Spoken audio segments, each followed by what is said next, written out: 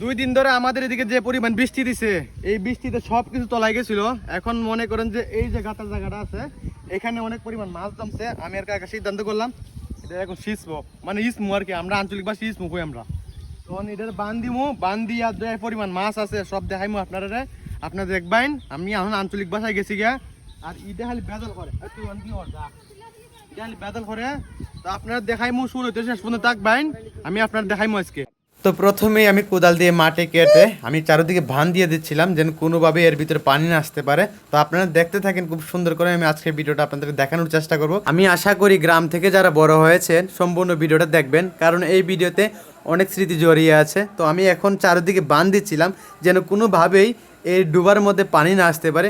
আমাদের এইদিকে 2-3 দিন ধরে টানা বৃষ্টি হয়েছিল, বৃষ্টি হওয়াতে কিন্তু সমস্ত জায়গার পানি শুকায় গেছে, আর এই ডুবার পানি শুকায় নাই। তো আমি আর কাকা সবাই মিলে কিন্তু বান দিয়ে দিলাম যেন কোনোভাবে এর ভিতরে পানি না আসতে পারে। বান দেওয়া শেষ, আমরা এখন কিন্তু সাজা শুরু করে দিয়েছি, আমরা শিসবো বলি। তো গ্রামের ভাষা আর কি, কে কী বলেন অবশ্যই বলে দিবেন। এই দৃশ্যগুলো দেখে আপনাদের অনেকের ভালো লাগার কথা, কারণ এই দৃশ্যগুলোতে আমাদের অনেক স্মৃতি জড়িয়ে আছে ছোটোবেলার। তো দেখা যাক আজকে কি পরিমাণ মাছ পাই, অবশ্যই আপনাদেরকে দেখাবো। আপনারা শুরু হতে শেষ পর্যন্ত দেখবেন। একমাত্র গ্রামের মানুষ এগুলো চিনে, শহরের মানুষ এগুলো দেখেও না চোখে। শামুকগুলা পাহাড়িরা অনেক খায় এগুলা।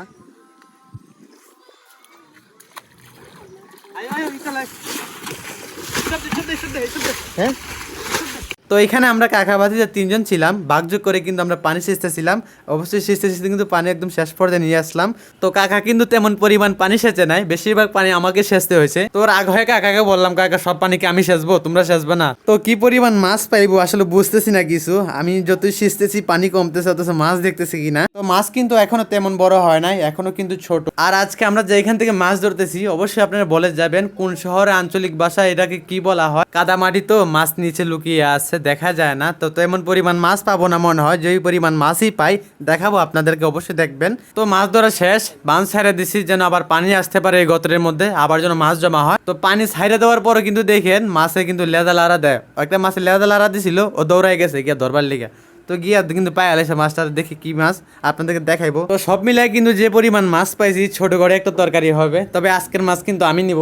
আরেকদিন মাছ মারছি হাওড়ে জাল দিয়া, কারেন্ট জাল দিয়া। কাকা মাছ নিছে, আমার মাছ দেয় নাই। তো দেখি ও কি মাছ পাইলো আপনাদেরকে দেখাই। এটা মানে কই মাছ আর কি, একটু বড় হবে। কি মাছ রে দেখি, কই মাছ পাইছি, এটা একটু ছোট আর কি একটু।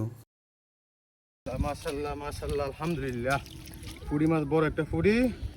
ওই সব মিলে একটা হাড়ি মাছ পাইলিছি, ছোট হাড়ি একটা হতর হাড়ি পরে কি। এই যে কই মাছ, পুরান কই, বড় ফুড়ি আর সব গুঙ্গা, এই গুঙ্গা গুঙ্গা। আজকের ভিডিওটা কেমন হলো অবশ্যই জানিয়ে দিবেন, আর পরবর্তী ভিডিওর জন্য অপেক্ষা থাকবেন।